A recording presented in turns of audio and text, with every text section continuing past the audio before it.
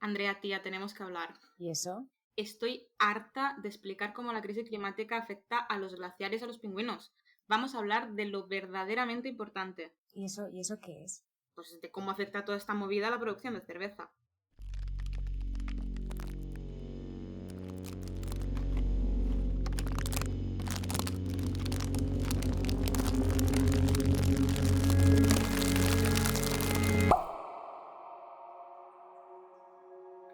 Hola, Ecoinsomnes, bienvenidas, bienvenidos a lo que creemos que es la flamante temporada 2 de Ecoinsomnes.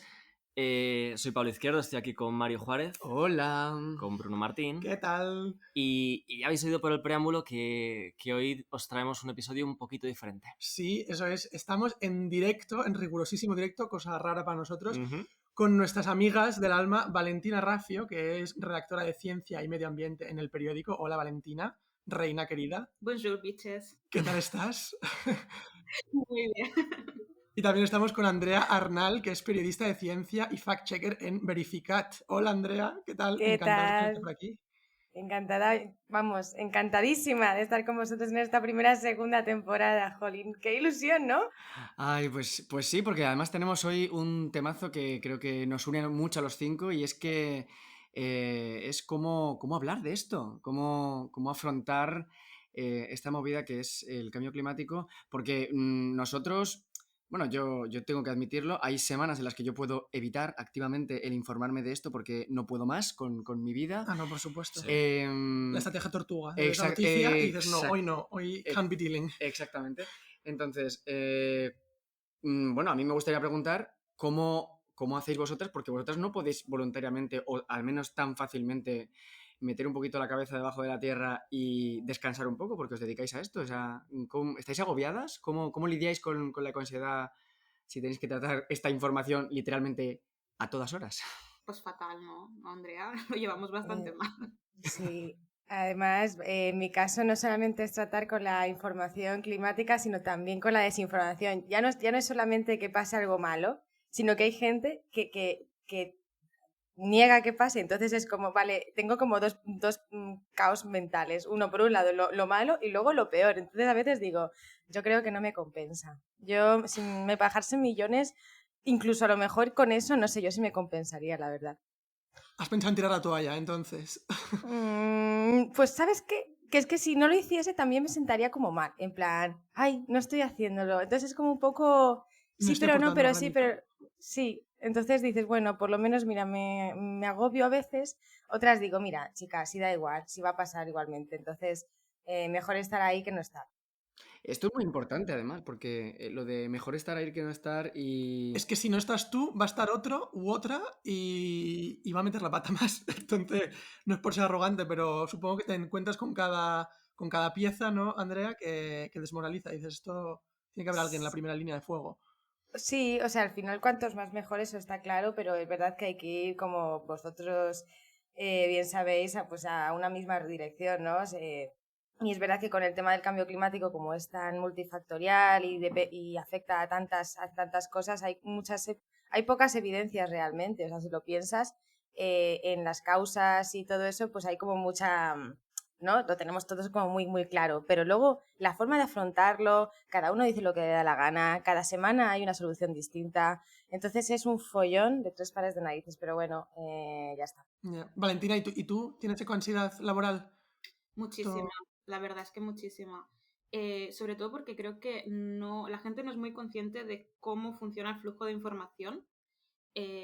Muchas veces se me ha acusado, y no diré nombres, de dar malas noticias, pero yo no escojo dar malas noticias. Yo lo que hago es mirar un poco qué es lo que está en la agenda de las revistas científicas, qué estudios se han hecho, qué estudios realmente tienen una repercusión importante y a partir de ahí como destilar algo muy complejo y convertirlo en algo que sea asimilable para el público. Es decir, coger un estudio de 150 páginas, que los hay, que me los he encontrado, que los he tenido que explicar, y a partir de allí intentar, pues, de todo el lío de datos que dan, decir qué es lo importante que la gente sepa y a partir de aquí explicarlo.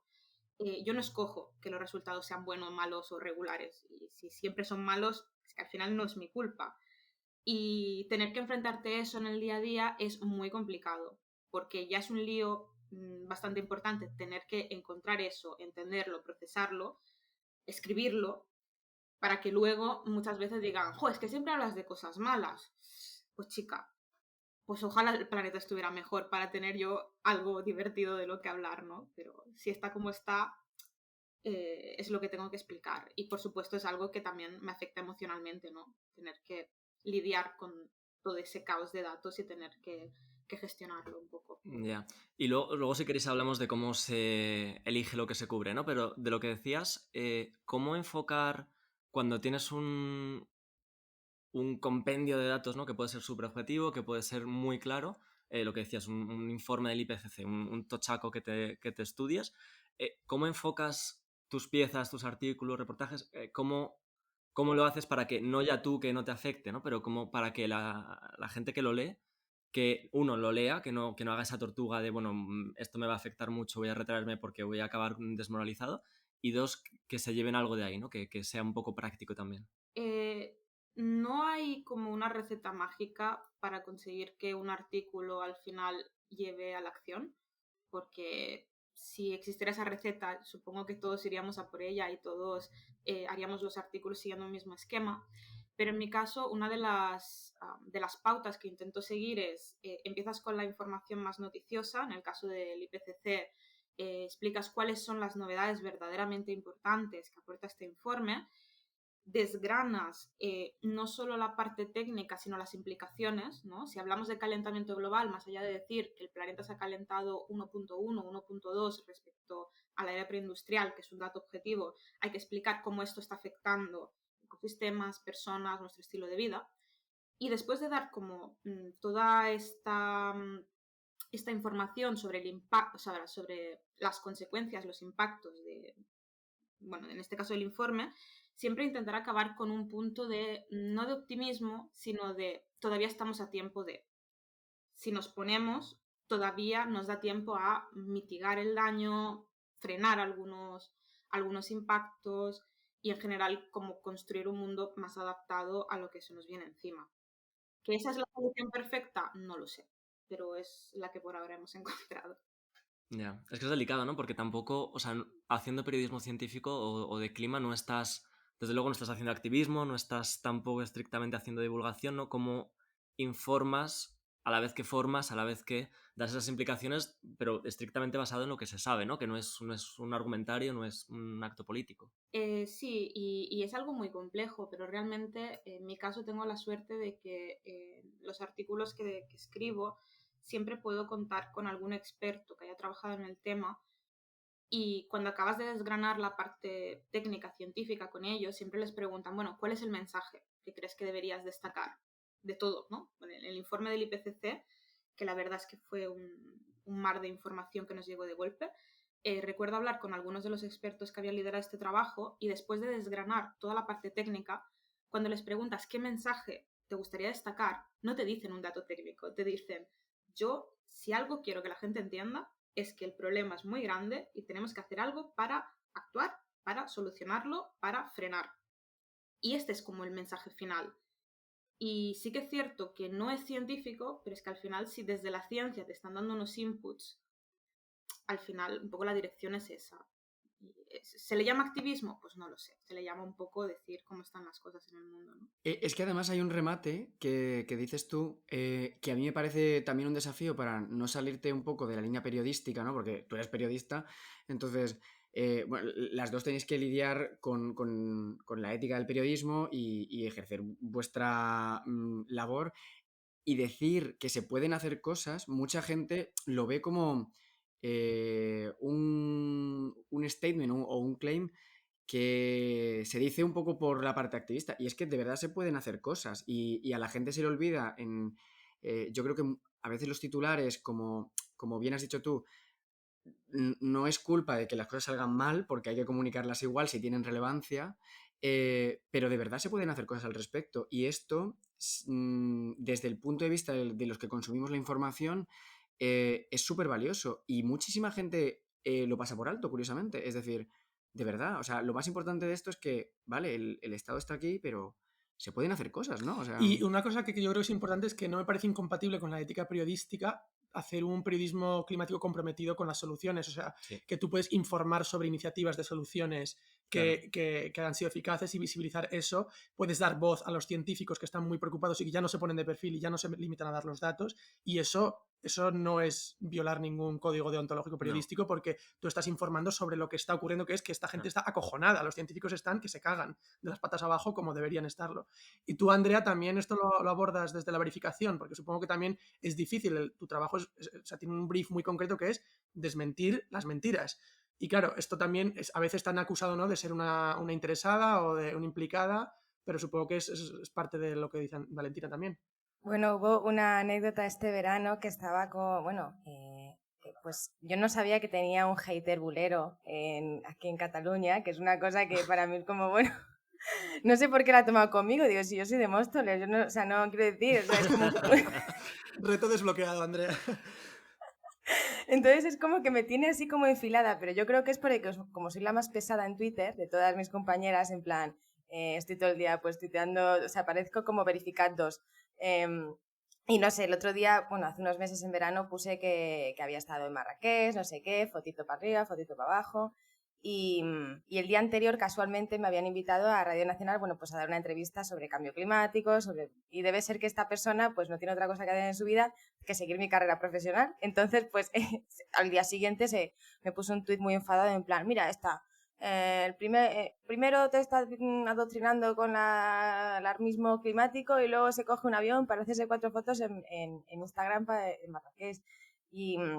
O sea, que sí que es verdad que hay gente que encuentra contradicción y la entiendo. O sea, en realidad todos tenemos contradicciones diariamente y muchas veces sí estamos diciendo que no hay que hacer ciertas cosas o que sería mejor si reducimos nuestras emisiones, pero luego a la vez hay días que nos encontramos con no sé, ese problema, ¿no? De ser un poquito contradictorios con nosotros mismos.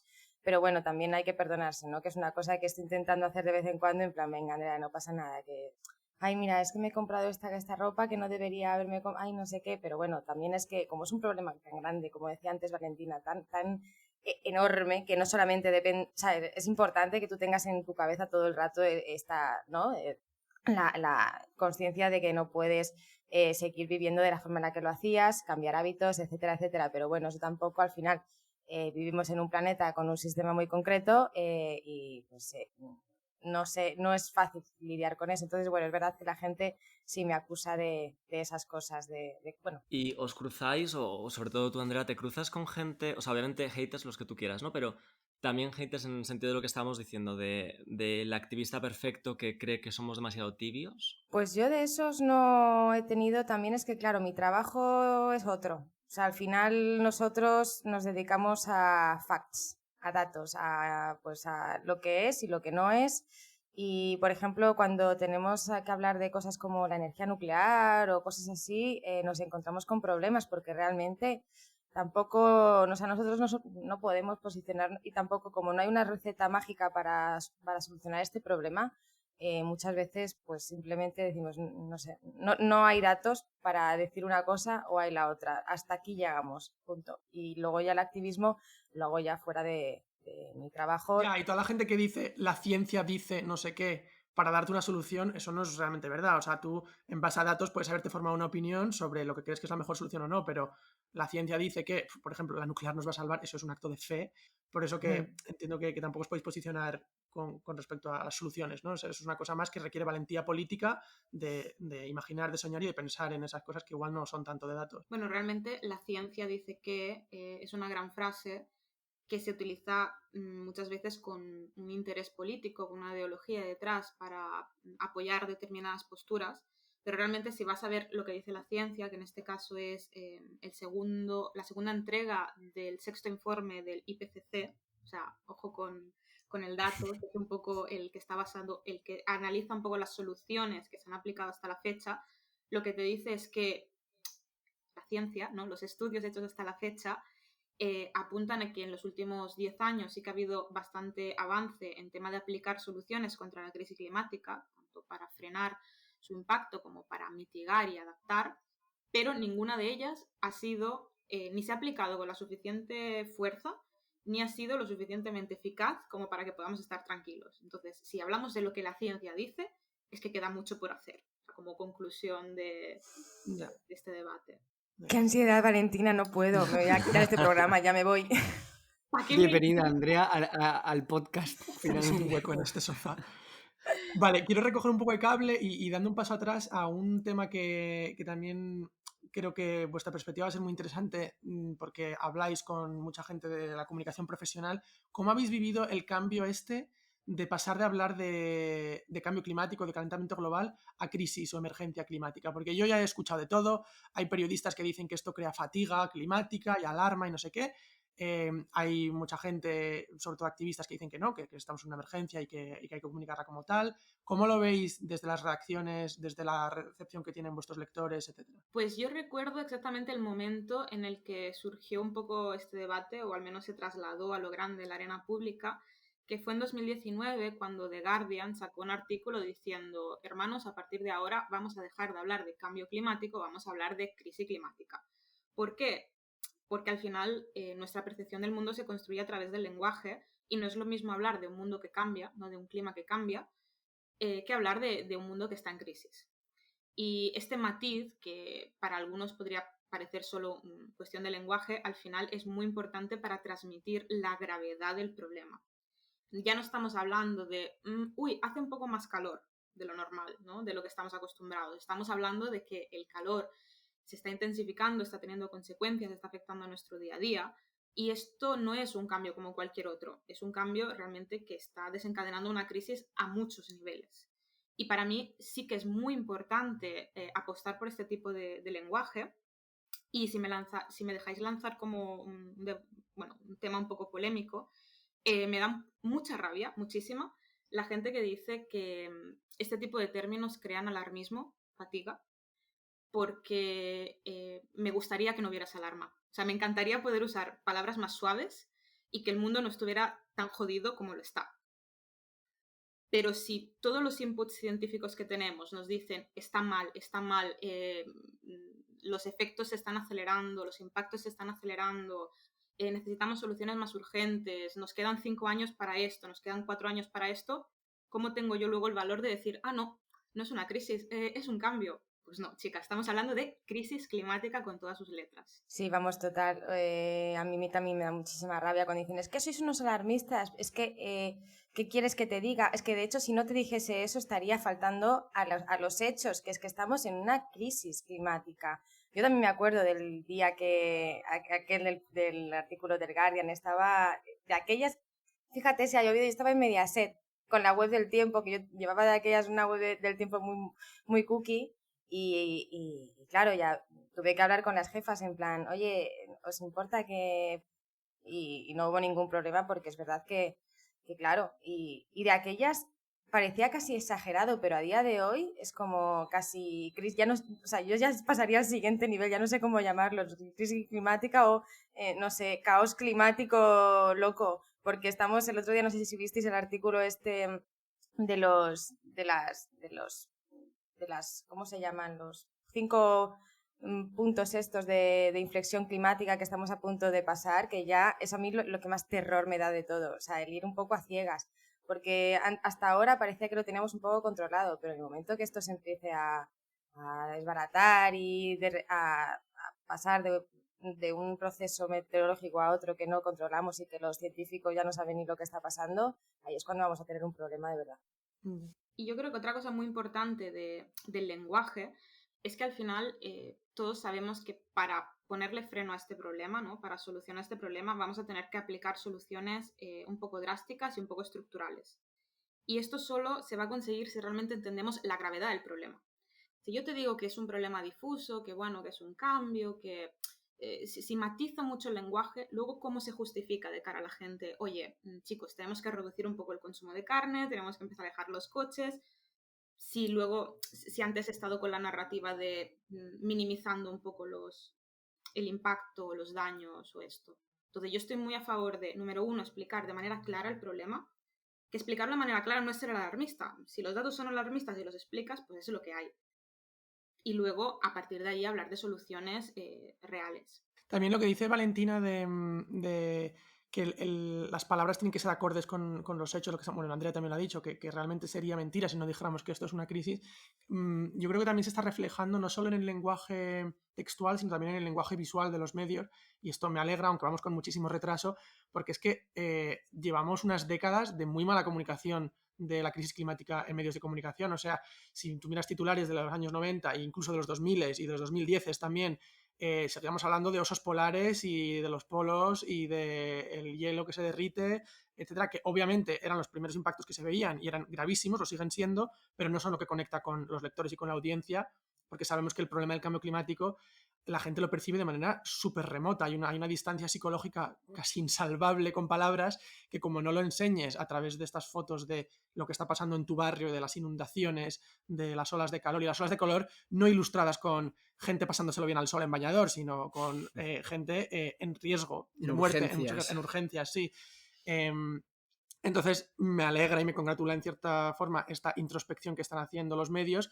En este caso sí, lo de cambiar a crisis climática fue The Guardian la punta de lanza, pero hay otros cambios que yo ya estoy empezando a ver. ¿Que vamos tardísimo? Sí. ¿Que empezamos además a traspiés? Porque ya sabemos que la historia de la comunicación del cambio climático viene con zancadillas desde el comienzo de todas las empresas que han sembrado dudas y mentiras desde el comienzo también. Pero bueno, creo que rema en la dirección correcta, ¿no? A mí me ha parecido muy interesante lo que habéis dicho, de que ojalá y se pudiesen utilizar otros términos para hablar de esta crisis, porque es una crisis. Yo, desde el punto de vista del consumidor, de la crisis climática, veo muy bien, porque soy de la escuela que piensa que hay que darle valor a esto. Y mucha gente súper teórica y súper académica dice que hay que utilizar más eufemismos y otras estrategias de comunicación súper sesudas, porque si no creas fatiga climática.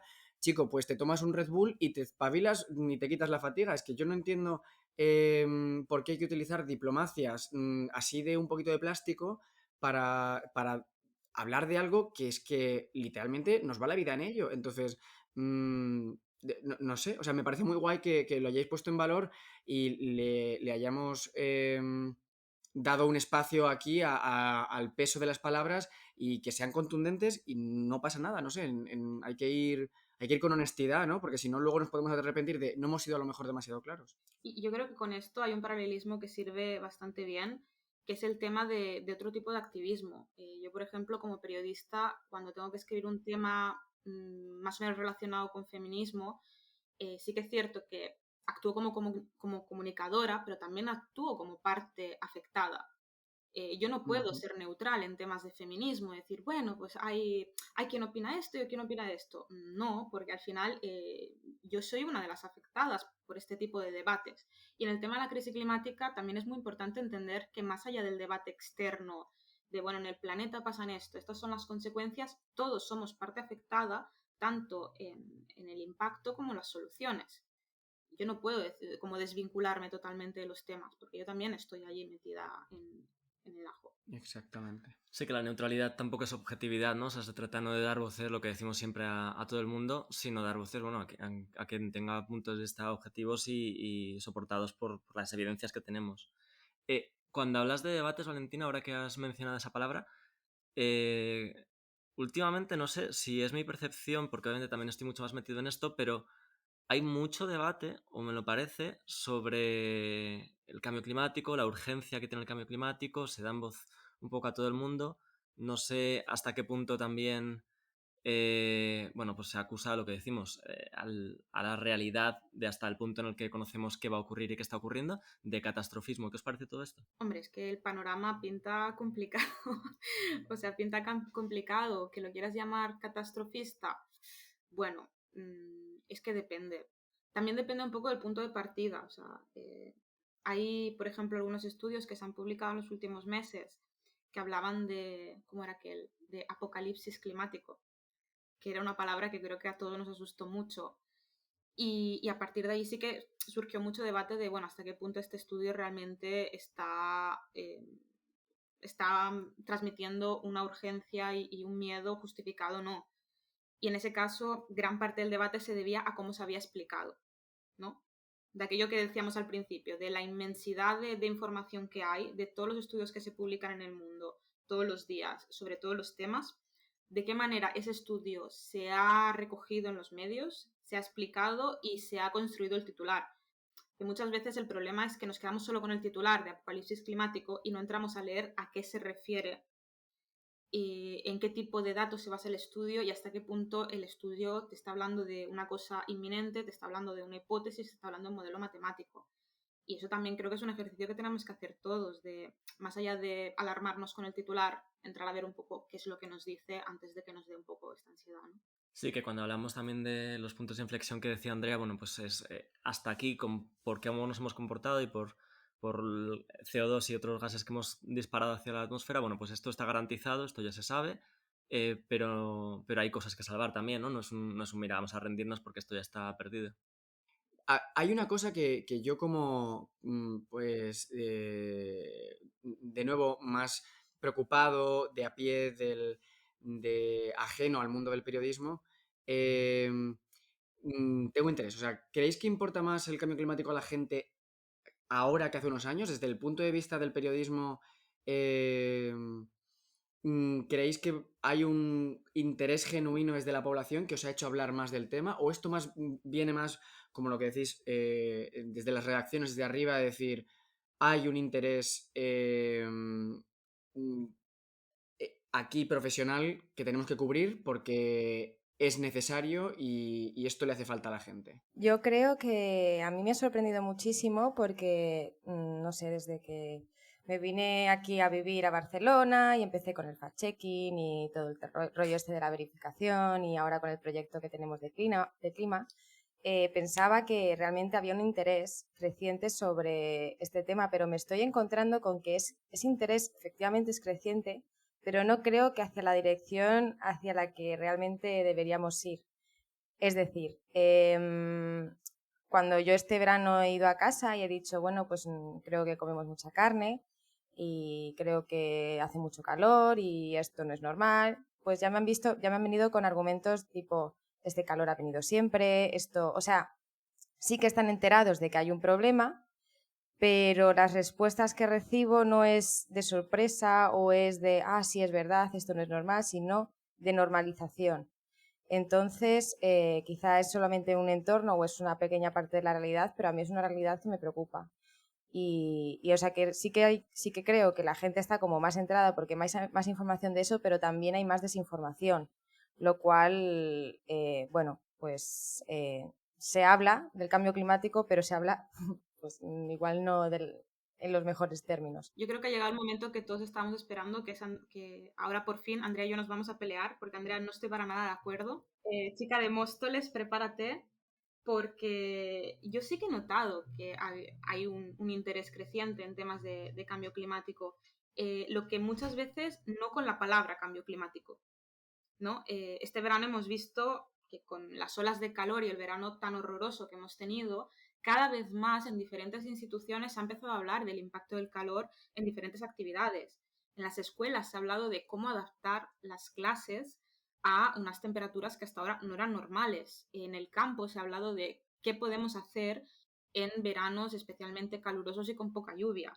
Quizá no en todos esos casos se ha dicho la palabra crisis climática, cambio climático, pero ya empieza a haber mucho más interés, ya desde lo práctico, de esto no es normal, ¿no? Vamos a hacer algo para solucionarlo, o para al menos mitigar su impacto. O sea, nuestra vida no va a seguir igual, no podemos seguir enterrando la cabeza en la arena y hacer como que aquí no pasa nada, porque claramente ya pasa, lo estamos viendo en nuestra puerta. Otra cosa es que nos hayamos puesto de acuerdo o no sobre qué lo causa y cómo se soluciona, ¿no? Pero algún paso habrá que tomar. Sí, exacto. Y además eso que desde el periodismo también se acompañe, ¿no? Esa idea de, bueno, todos estos debates están en la calle, todas estas preocupaciones las tiene la gente, y que entendamos todos un poco mejor qué nexo tienen en común, ¿no? O cómo se relaciona una cosa con otra también, supongo. Decía Andrea, y creo que me parece el otro temazo de todo esto, realmente cómo llevarnos toda esta conversación que estamos teniendo, ¿no? De cómo se comunica la crisis climática en medios.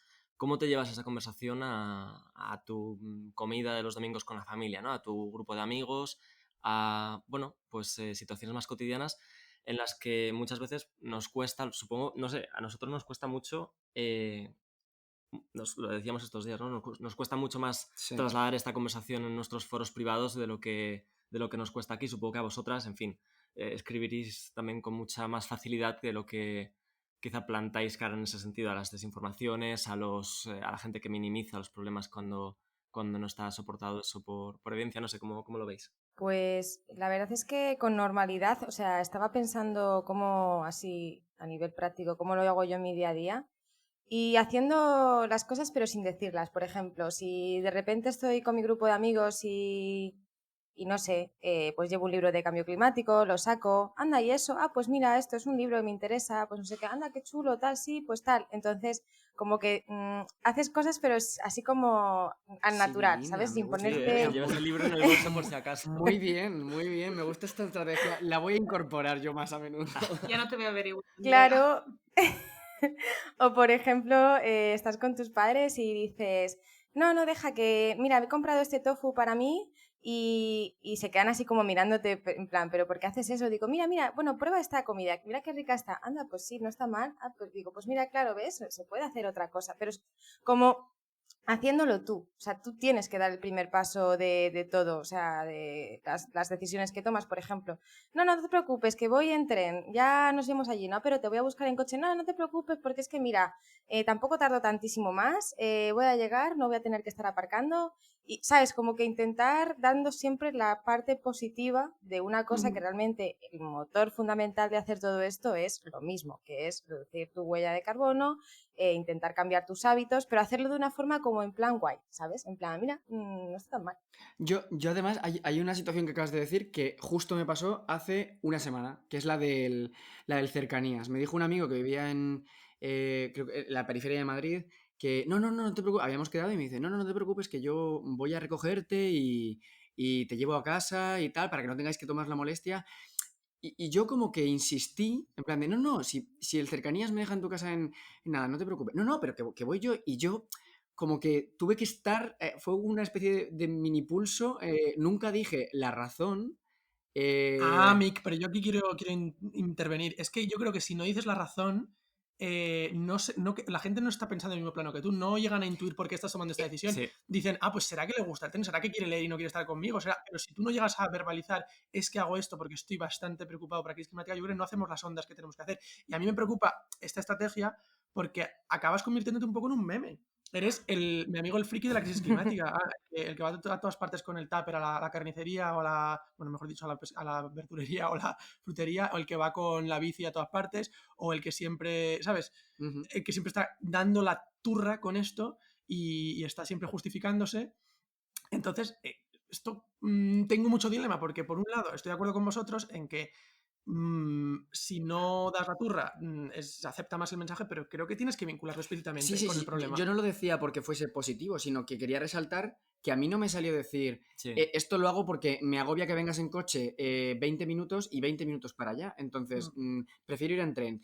Muchísimas gracias. Chao. Y colgar, ¿sabes? O sea, simplemente que yo con todo lo preocupado que estoy por esto, quiero resaltar que todavía me sigo sintiendo más cohibido de ser directo e ir a piñón en mi ámbito privado que cuando hago el podcast o cuando Sí.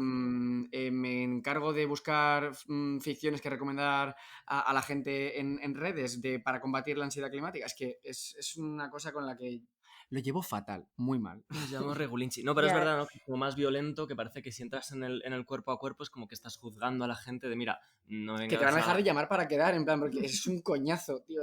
Basta, o sea, chao. Pero lo que decía Bruno también es como el equilibrio de cómo se coloca este tema y lo que decimos siempre, cómo hablar de todo esto porque es importante y es urgente, sin ser, pues eso, el de las chapas continuas del cambio climático, de la Eso crisis es. climática, de la carne, del transporte, de tal. Yo mi estrategia es un poco absurda, pero creo que encaja mucho en mi narrativa. El tema yo lo saco siempre que puedo desde el humor. Estás con unos colegas tomándote una cerveza y uno dice, qué calor! Pues chica, ahí es tu momento para soltar, aunque sea la... Meter cuña. Sí, pero siempre, siempre que puedo lo hago. Y luego, mi otra estrategia es hablar el tema desde las incongruencias, desde las contradicciones que tenemos en nuestro día a día. Yo, por ejemplo, en el trabajo siempre comemos de tupper, ¿no? Siempre comemos juntos en el comedor.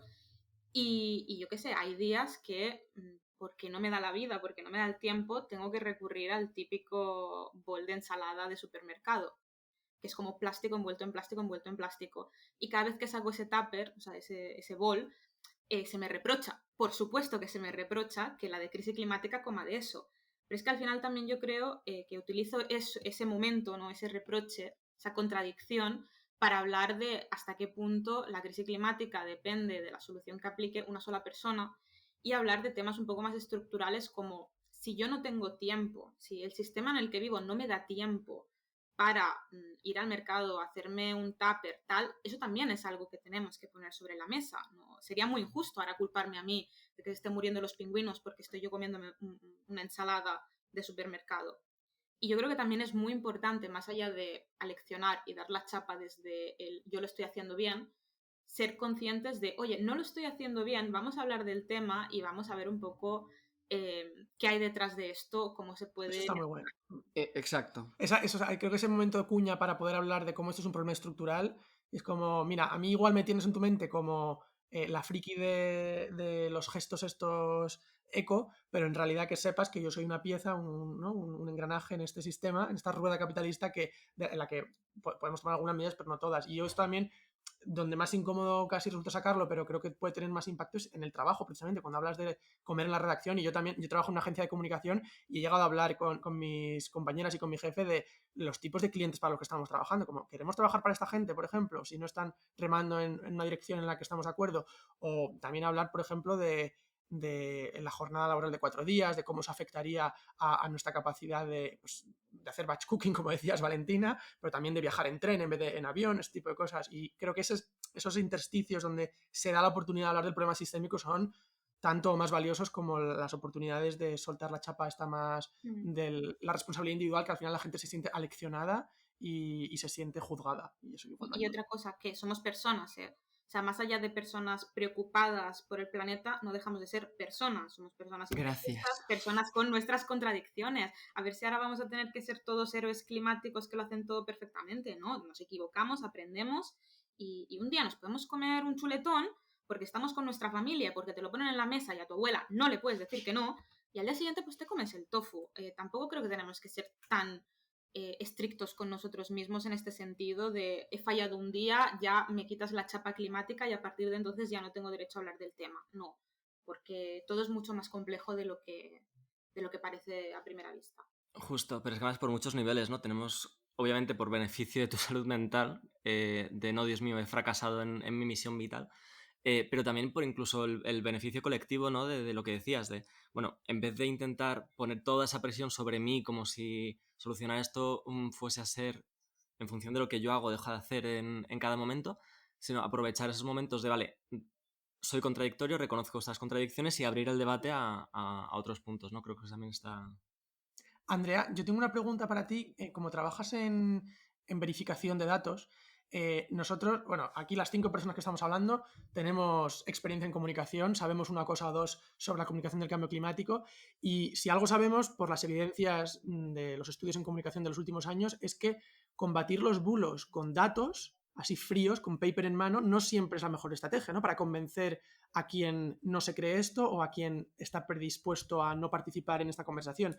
Entonces, ¿cómo encajáis desde la verificación este conocimiento? Esta idea de que igual ponerle a alguien delante el paper con los datos de no, mira, es que sí que está aumentando la temperatura y sí que somos nosotros y sí que hay que tomar estas soluciones, eso igual les produce un rechazo y entiendo que lo hacéis en el ámbito profesional, pero es algo que también nos podemos llevar al ámbito personal para tener conversaciones incómodas. ¿Cómo lleváis esta contradicción, si es que la hay?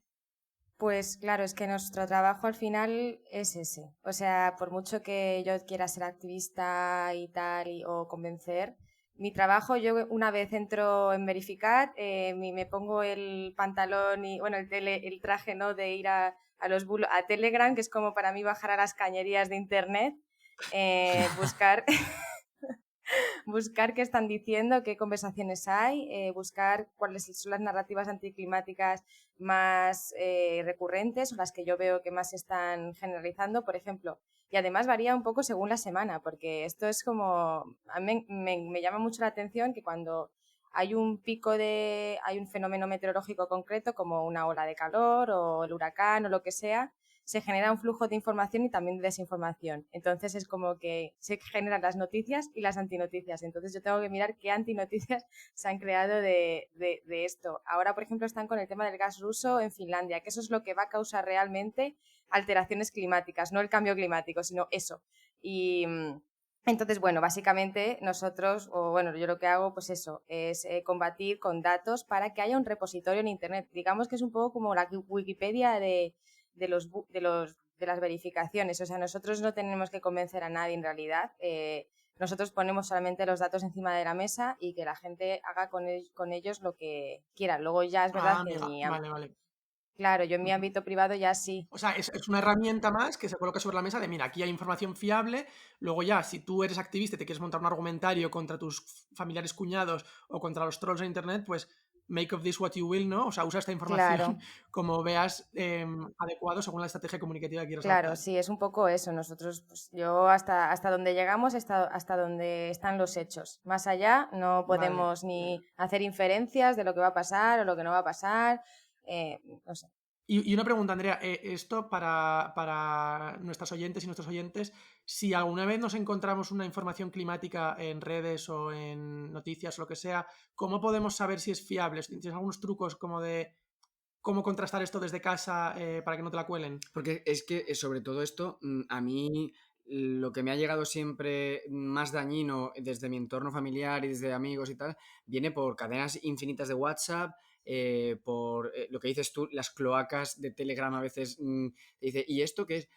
Yo he conseguido que mis padres me utilicen como un poco filtro de verificación, curiosamente, y de lo que estoy razonablemente orgulloso porque ya antes de asumir algo como verdadero me dicen, Mario, ¿esto de qué va? Y yo tengo que hacer mi propia investigación, mini investigación. Entonces, el tener, o sea, ¿qué herramientas puede haber para la gente de a pie para poder decir, voy a ver si esto verdaderamente tiene un poco de sentido Igual el y primer paso es que red flags te pueden dar una pista de que igual no es fiable y luego si esto, las esto. tienes, ¿cómo ves si lo es o no? Pues a ver, claro, yo siempre digo que hay un bulo para cada persona. O sea, que al final realmente si te la quieren colar de alguna forma, todos estamos expuestos, todos tenemos nuestros sesgos, todos tenemos nuestra ideología y hay veces que los bulos como que nos pegan muchísimo para confirmar lo que ya pensamos de primeras. Entonces, quiero decir que si algún día a alguien se le cuela un bulo, no pasa nada, todos hemos sido víctimas de esto alguna vez y vamos, a mí me pasa, bueno,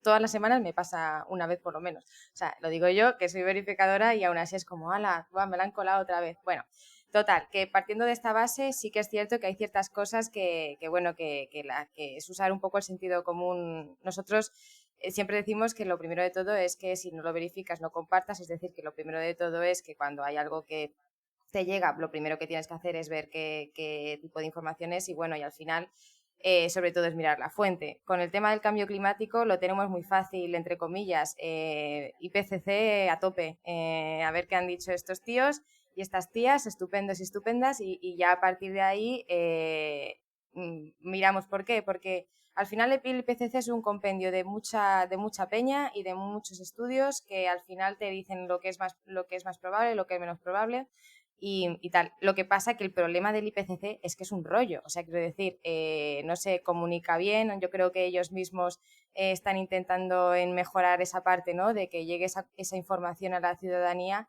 y bueno, van en ese sentido, podrían ponerse un poco más las pilas, la verdad, sobre todo para hacernos también la vida más fácil a los periodistas, pero bueno, IPCC a tope y no sé, es que ahora mismo no se me ocurre un ejemplo que diga en clima que pueda yo decirte, mira, pues esto vete a no sé qué web, porque no, o sea, no se me ocurren ejemplos ahora mismo, no sé si me explico.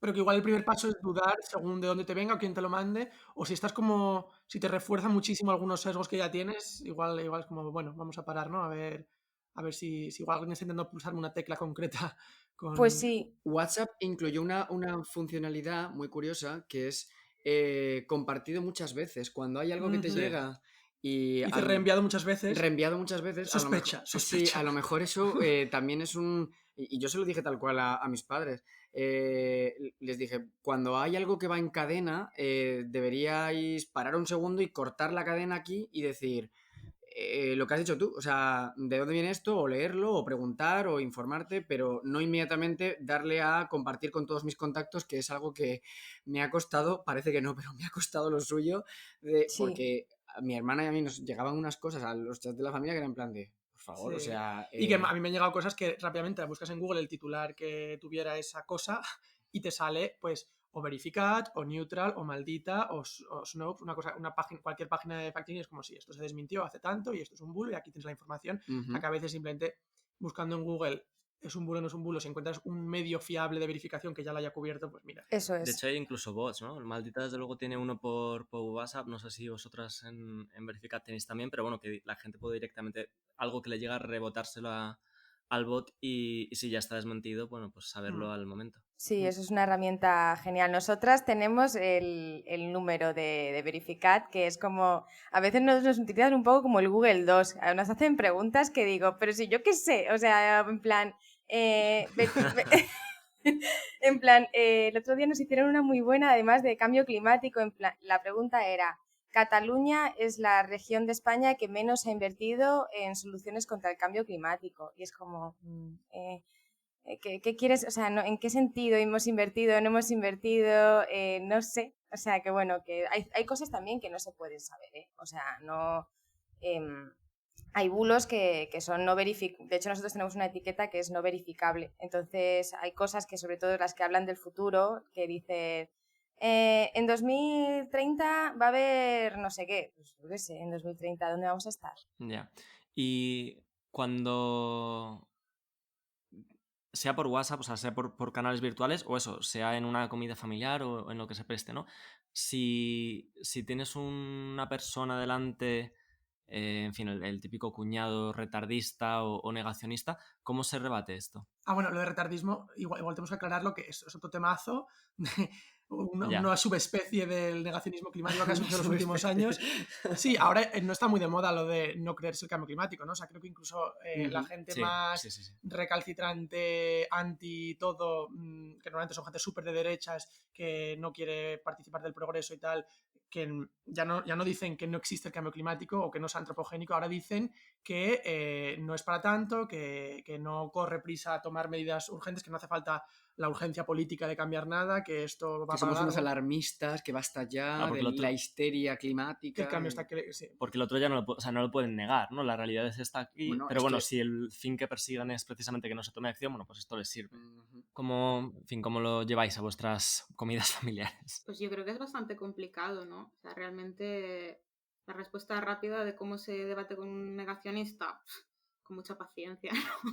Iba a decir algo más bestia, pero luego me censuran y eso no puede ser.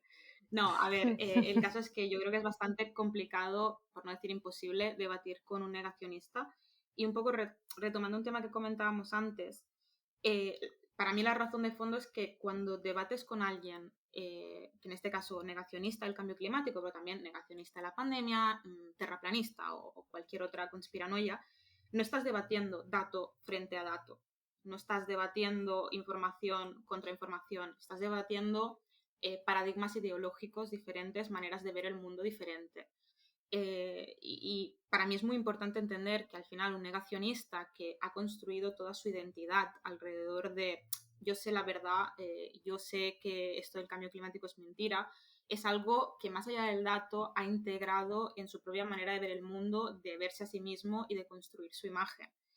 Decirle a alguien, oye, esto que dices es mentira, aunque yo tenga el dato objetivo, lo que estás haciendo es decir, oye, persona, esto que dices te está invalidando tu visión del mundo. Y por eso es tan complicado debatir frente a esta gente. ¿Hay maneras? Las hay.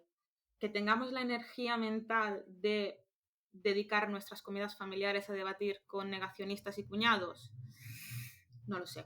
Yo no, a mí no me pagan para eso, tampoco me apetece. Las comidas familiares yo prefiero sentarme, comer y estar tranquila. Si es algo más de calado, te metes, ¿no? Bajas al barro, pero no siempre es algo en lo que quiera invertir mi energía mental.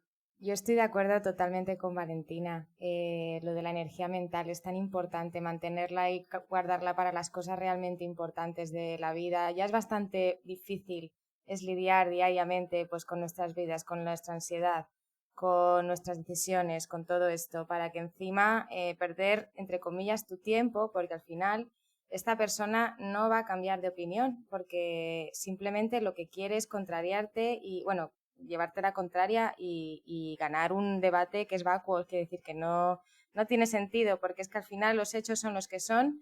Nos gusten o no, ojalá pudiéramos debatir sobre esto y decir, vale, es una cuestión de opiniones. No, es que está ahí. La realidad es esa.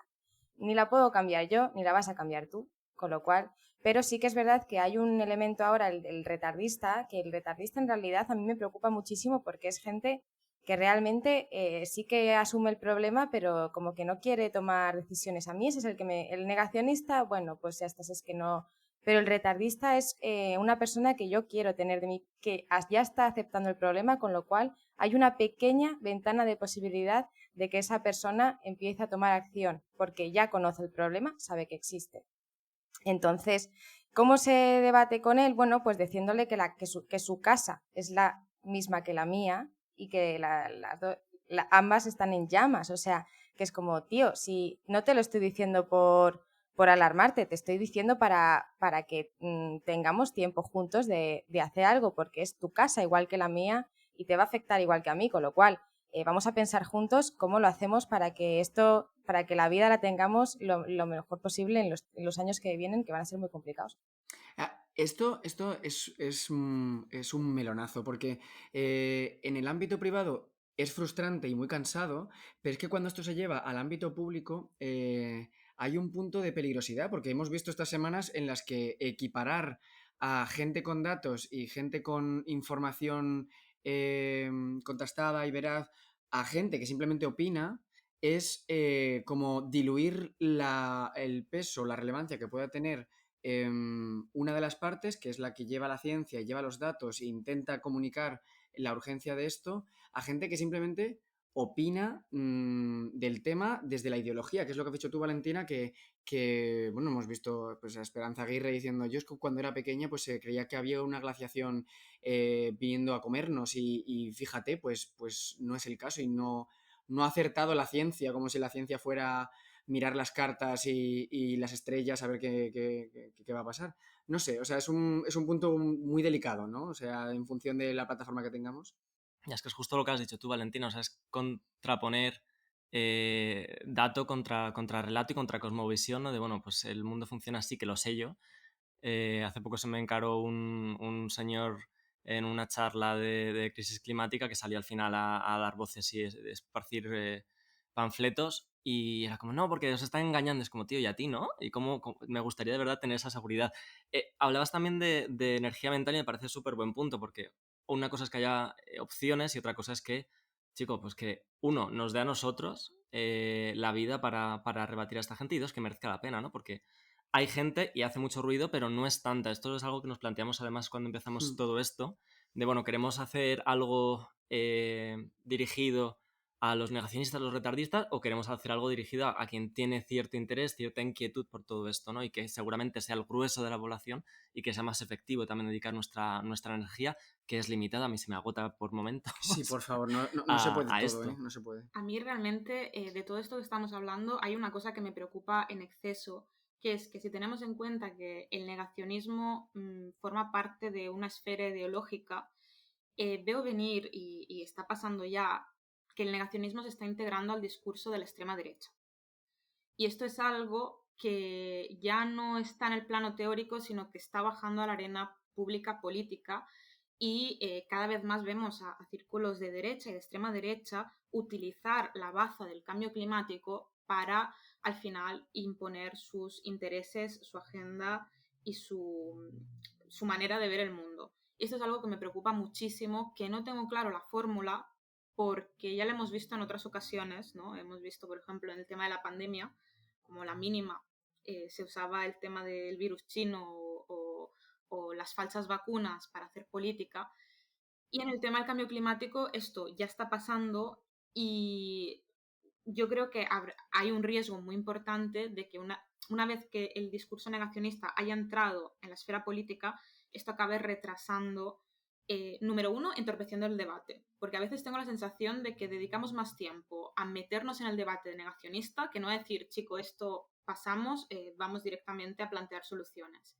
Y en segundo lugar, también me preocupa mucho el tema de que al estar en el debate político, hasta qué punto le estamos dando altavoz a cosas que deberíamos descartar rápido y pasar a hablar de otras cosas, ¿no? Sí, me parece súper, o sea, interesante esto de no llevarnos todo el marco de la conversación al negacionismo, porque no es ahí donde están las soluciones, no es ahí donde tenemos que poner el grueso de nuestro esfuerzo. Justo. De todas formas, yo quiero repetir una cosa que hemos venido diciendo en un montón de episodios de este podcast, que no lo hemos hecho todavía hoy, y creo que debería ser uno de los take homes de siempre que tengas una de estas conversaciones en casa, cómo enfocarla, y es centrarnos en todo lo que tenemos que ganar. Sí. Que es que no estamos hablando Sí. solo de las pérdidas, estamos hablando de un mundo mucho mejor al que aspirar y reenfocar estas conversaciones en positivo, tanto en público como en privado, o sea, desde los medios y desde el trabajo que hacéis vosotras, por ejemplo, pero también desde las conversaciones de Navidad con tu cuñado retardista o negacionista.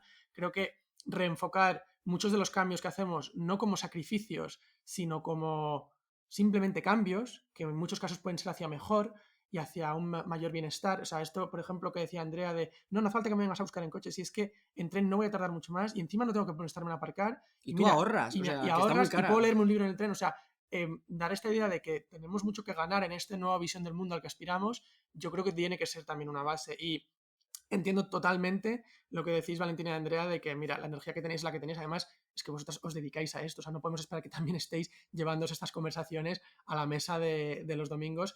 Pero habrá mucha gente que nos escucha que no se dedica a esto y que sí que saque esas energías para hacerlo en su tiempo libre y que realmente su campo de batalla sean esas conversaciones. Y me parece valiosísima. Es que es tan grande como la que se hace desde los medios, la que hacemos nosotros, las ondas que hacemos todos desde casa. Y en ese caso yo, si tengo que lanzar una sugerencia, es busca terreno común con tus familiares, con tus compañeros de trabajo, con tus amistades, busca los valores que tenéis en común. Ya no discutáis los datos y la información si eso es el punto de discusión, porque igual esa gente no está lista para discutir datos. Igual hay que dar un paso atrás y encontrarse a medio camino con valores en común, el futuro al que aspiramos, el mundo en el que nos gustaría vivir ahora, las incomodidades que nos asedian. Y yo creo que es el sitio en el que se pueden encontrar dos personas cualesquiera, con mayor o menor éxito, dependiendo de la energía que le quieres dedicar, por supuesto. No se puede estar en todas las trincheras, chicas y chicos. No pasa nada por no estar en todas las trincheras, yo creo. Nos da para lo que da y sobre todo lo que ha dicho Bruno, buscar la luz en el debate, las cosas positivas, las cosas que podemos ganar, que son muchísimas y que en este, o sea, en este debate el repetir mantras negativos o mantras súper grises y asépticos como los datos a veces no es la salida, sino que podemos tirar por otro camino que es el más valioso. Así que esto es lo que deberíamos potenciar en el ámbito privado cuando podamos. Bueno, pues vamos cerrando, ¿no? Venga. Lamentablemente, sí. Muchísimas gracias por vuestro tiempo, qué conversación más interesante. Sí. Y nada, este ha sido el primer capítulo de la segunda temporada de Ecoinsomnes. Muchas gracias a Andrea Arnal por compartir su conocimiento y su experiencia, a Valentina Raffio. Son dos queridísimas amigas y grandes profesionales de la comunicación del cambio climático. Nos vemos en el siguiente, cada 2 martes en Ecoinsomnes. Sí. Un beso, falta. chicas. Hasta luego. Chao. Hasta luego.